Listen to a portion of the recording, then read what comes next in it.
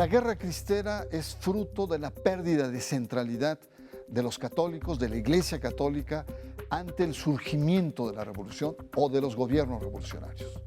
Es el tema de esta noche, las revelaciones de la guerra cristera, sacro y profano. Soy Bernardo Barranco.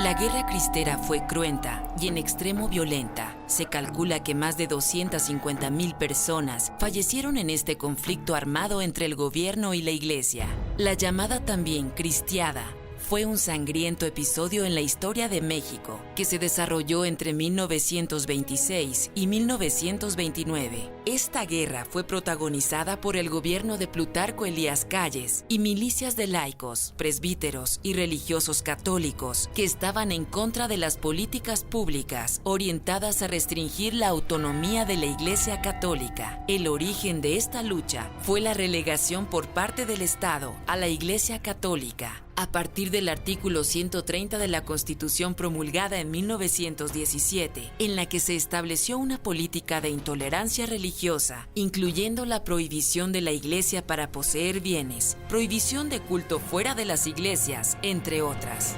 Esto provocó que la jerarquía católica cerrara los templos del país, lo que enardeció la ira de los fieles, quienes al grito de ¡Viva Cristo Rey! Se levantaron en armas. A pesar de que ha sido un episodio encarnizado en nuestra historia, poco se hablaba del tema tanto entre historiadores, gobierno y en la propia iglesia. Fue hasta la aparición en librerías de La Cristiada, investigación del historiador Jean Meyer en la década de los 70 del siglo pasado, que el tema comenzó a tener relevancia en nuestra historiografía.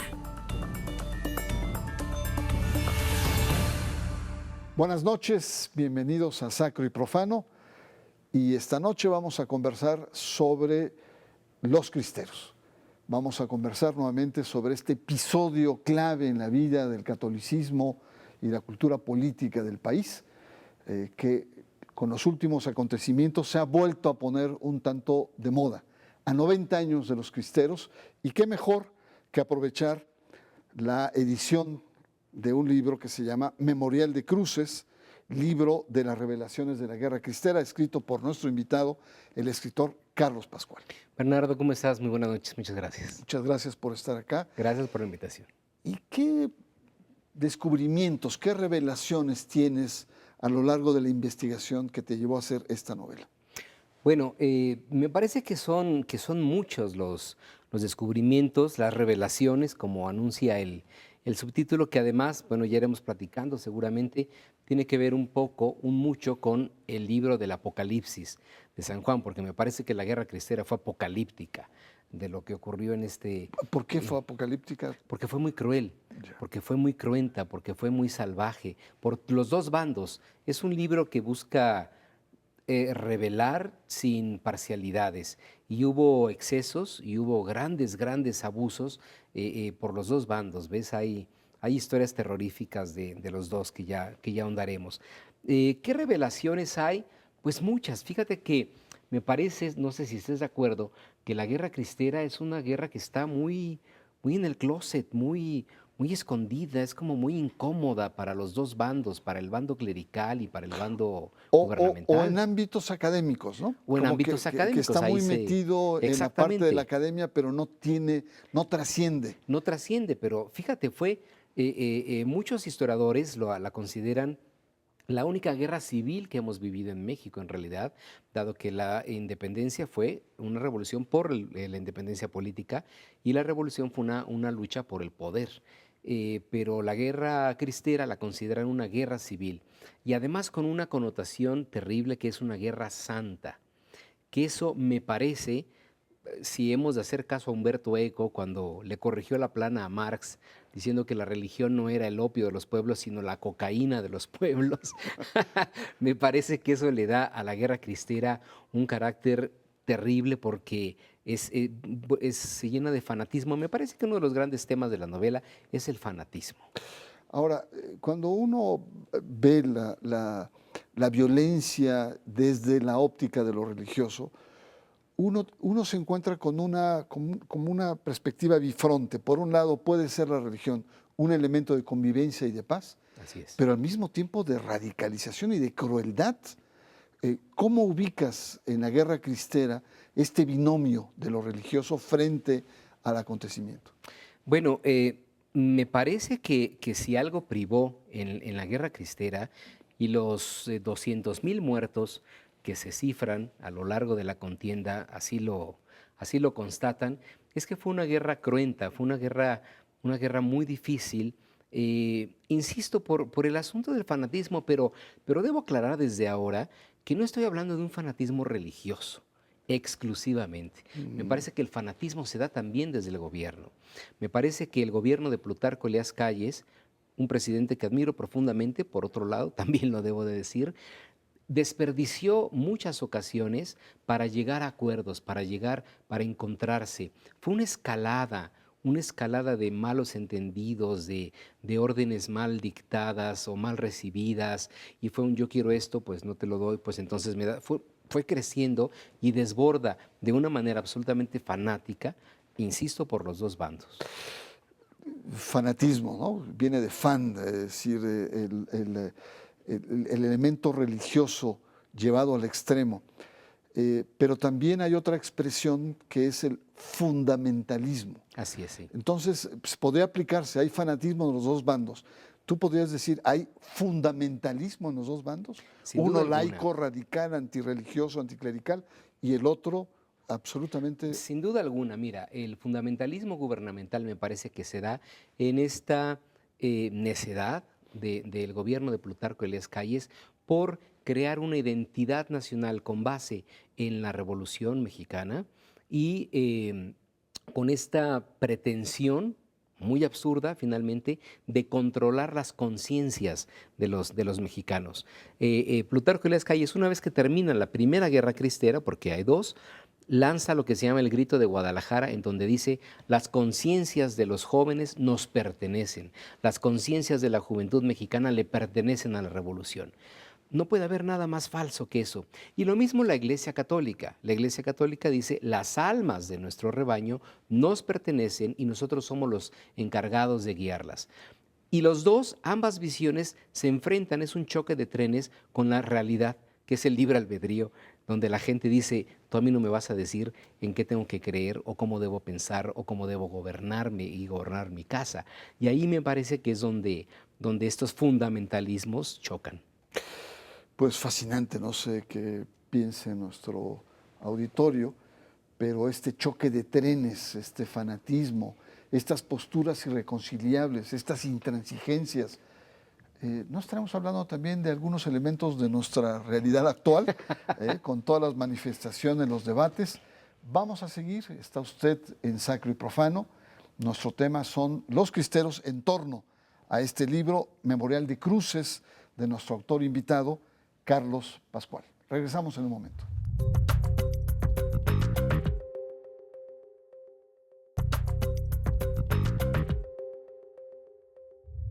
Los cristeros, la cristiada, la guerra cristera es el tema de esta noche en Sacro y Profano, y estamos conversando con el escritor Carlos Pascual. Pues habíamos visto, bueno, una serie de elementos: una guerra cruenta, una guerra dura, una guerra civil, fanatismo, también el tema de fundamentalismo. Cuéntanos, en las versiones, pareciera ser que hay como varias guerras cristeras, ¿no? Hay desde aquellos que son exaltados como los personajes cristeros, incluso beatificados algunos de ellos. Beatificados, ¿no? sí, figúrate. Y otras, una guerra dura, como fue en la historiografía más secular. ¿Cuántas versiones has encontrado en tu investigación? ¿Cuántas cristiadas hubo en este país? Pues mira, son múltiples las lecturas, naturalmente, porque depende de la región. Hay regiones, naturalmente las más conocidas son los Altos de Jalisco, todo el Bajío, pero hay regiones en donde la cristiada ni siquiera existió. Claro. Como en Oaxaca, como en Chihuahua. Claro. Simplemente no pasó. En Oaxaca por convicción, con el modus vivendi que se logra con la iglesia desde el principio. En Chihuahua por las órdenes directas del obispo. Aquí nadie se mueve y punto. Y naturalmente las partes mucho más fuertes, pero hubo cristiada en Veracruz, hubo cristiada en Morelos, en fin. Yo lo resumiría en dos maneras. o vienes muy a favor de los cristeros, del movimiento religioso, o vienes muy a favor del gobierno. Pero ¿qué es lo que pasa? Hay una gran tradición de novela cristera se mete un poquito a la tradición de la novelística de la Revolución Mexicana. Son novelas que se escribieron muy reciente el conflicto, ¿ves? De los viejos cristeros que escribieron sus memorias, sus historias, de la gente que vivió ese proceso.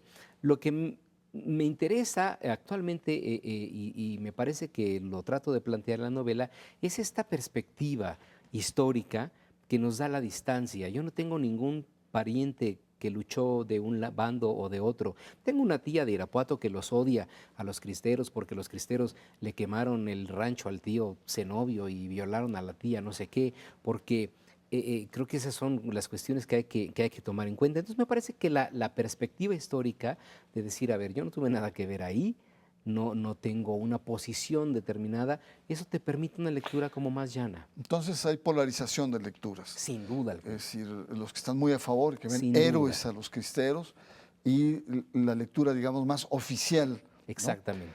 Y en la academia, ¿cómo ubicas en estas lecturas a la academia? También hay autores católicos que ven también una cierta Sin duda heroicidad. alguna. Bueno, yo pienso que una de las grandes autoridades en la guerra cristera es el doctor Jean Meyer, con que tuve el gusto, el privilegio de trabajar no sobre esta novela, debo aclarar, sino sobre una serie de televisión que escribí sobre la guerra cristera. Eso a mí me permitió conocer no solamente la visión del doctor Meyer, sino que también me dio a conocer muchísima bibliografía, muchísimos testimonios que se dieron. Pero aún en la academia me parece que sigue habiendo una gran polarización y no se quiere ver hasta la fecha los grandes excesos que se cometieron tanto en un bando como en otro. Me preguntabas al principio sobre las revelaciones, ¿cuáles son las revelaciones que se pueden dar? Bueno, hemos crecido con la idea de que Calles cerró los templos. Calles no cerró los templos, los obispos abandonaron los templos. Mucha gente no sabe que durante los 3 años del conflicto los templos católicos estuvieron abiertos. Fue un castigo. Fue un castigo que los obispos le pretenden imponer al gobierno para, claro, soliviantar a la gente, decirle, el gobierno nos está obligando a abandonar los templos. Y Pero nos ellos está fueron los que privando se de la fe, abandonaron. además. Y los está privando de su fe. Sí. Porque aquí también viene esta cuestión muy intangible que es la fe. Y me parece que es esa manipulación que se hace desde la jerarquía eclesiástica de manipular la fe. Y ahí es donde digo, no se vale. ¿Ves? Porque la fe es algo muy puro, es algo que debes de cuidar mucho. Pero ya manipularla, ya cuando el obispo dice, vayan a matar, no lo digo yo, lo dice Dios, ya ahí es donde, bueno, ya todo se acaba, ¿ves? Porque Dios te manda a matar. Ahora, otro tema muy rápido, de los personajes que estuviste viendo, ¿cuál te llama la atención? Tú también como productor, cineasta, etcétera, ¿a cuál le harías una película? ¿Qué personaje te atrajo más de todo este periodo? Bueno, son varios. Sin duda alguna, mi personaje favorito de toda esta contienda es Plutarco Elías Calles. Plutarco Elías Calles tiene El presidente. El presidente, por supuesto, porque es un hombre que se enfrenta a un conflicto muy terrible por parte de la Iglesia, pero además Calles tiene que enfrentar toda una serie de presiones internacionales e inclusive familiares con su esposa. Me parece que Calles, lejos de esta visión clerical del Calles demoníaco, es un personaje de una grandeza trágica extraordinaria. Muy bien, pues uno también pensaría en Agustín Pro, en el 14, Supuesto, en otros el 14, grandes en personajes. Gorosieta, el general Gorosieta. Vamos a un corte y regresamos. Está usted en Sacro y Profano y estamos conversando en torno a la novela de Carlos Pascual sobre los cristeros. Regresamos en un momento.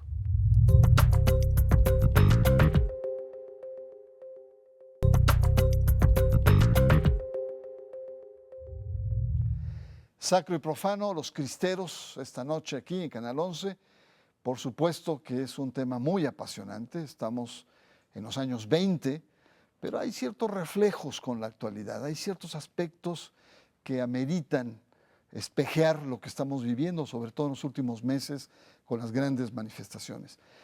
Pero antes me gustaría preguntarte, Carlos, ¿hay una tendencia a esta especie como de martirologio ¿no? De sentirse mártires. Probablemente estos cristianos en los Leones marca mucho estos elementos fundantes. En los cristeros también, sobre todo cuando fueron beatificados hace más de 10 años, este elemento de martirio. Pues mira, los estados para validarse necesitan héroes y en México tenemos un gran panteón de héroes. Las iglesias necesitan santos y mártires. Me parece que es la materia prima, ¿no? para seguir adelante y estamos viendo canonizaciones muy recientes de la Madre Teresa, del Niño Cristero. En fin, creo que necesitan ir alimentando este martirologio, ¿no? Tan bellos. Carlos, en los últimos meses hemos tenido muchos acontecimientos donde lo religioso se ha vuelto a poner en la escena pública. Y para muchos la aparición de grupos muy conservadores en torno a la discusión sobre la familia nos plantea que hay ciertas raíces precisamente en este periodo de los años 20, 30 que estamos viendo. ¿Tú cómo ves? ¿Hay una tradición que ciertamente está presente en este catolicismo conservador? Bueno, sin duda alguna, mira, bueno, estoy hablando con un gran especialista, no tengo nada que decirte, pero lo que planteo en la novela, en Memorial de Cruces, es rastrear estos orígenes. Tú acabas de mencionar que el tema religioso se ha vuelto a poner sobre la mesa. Me parece que el tema religioso siempre ha estado. Me parece que el gran tema de México es el tema de la religión, desde los sentimientos de la nación de don José María Morelos, donde nos dijo la única religión sin tolerancia de otras es la religión católica, hasta las marchas de los meses pasados. Me parece que ahí ha estado latente, patente. En 1830 y tantos hubo una guerra religiosa en Puebla, en 1870 y tantos se dio el movimiento religionero. La guerra cristera es resultado de unas fricciones y unas tensiones a partir de la subida de Madero y sobre todo con la llegada de Carranza al poder y la Constitución del 17. Después de la primera guerra cristera hubo una segunda guerra cristera que reclamaba o su gesta era sobre la educación sexual que propuso Narciso Bassols. En el 62 en Monterrey hubo un lío espantoso por los libros de texto y ahora volvemos a lo mismo. Me parece que los actores de estas contiendas religiosas son los mismos, ahí están, siguen vigentes, siguen patentes. Simplemente a mí me gustaría agregar que a mí ni siquiera ni me extraña ni me preocupa las posturas de la iglesia o de la derecha radical. A mí el que me preocupa es el Estado. ¿Dónde está el Estado para poner, no freno, ni reprimir, ni mucho menos, pero sí para poner orden, para poner un coto? Orden en la cancha, dices. Orden en la ¿Dónde cancha, está el orden simple, en la cancha? exactamente, ¿dónde está ese Estado, no? Ahora, el tema es que hay muchos que reivindican esta ideología, sobre todo estos grupos del Yunque, estos grupos de esta derecha oscura, revanchista. ¿Tú crees que hay revanchismo en algunos cristianos? Bueno, no lo podría asegurar tal cual, porque finalmente, aunque sabemos que existen esos grupos y que son muy poderosos y los relacionamos con gente del empresariado, de gente de mucho dinero, finalmente representan un porcentaje pequeño de la población. A mí el que me preocupa es ese México soterrado, subterráneo, y lo digo con dolor, ignorante, fanatizado. Fue en las marchas de hace unos meses, fue clarísimo esa mujer con una pancarta que decía no a la equidad de géneros en la Constitución. Yo digo, bueno, esta pobre mujer se dará cuenta de lo que está pidiendo. Claro, absolutamente, Sí, pasando con todos los avances que ha tenido la democracia. Exactamente.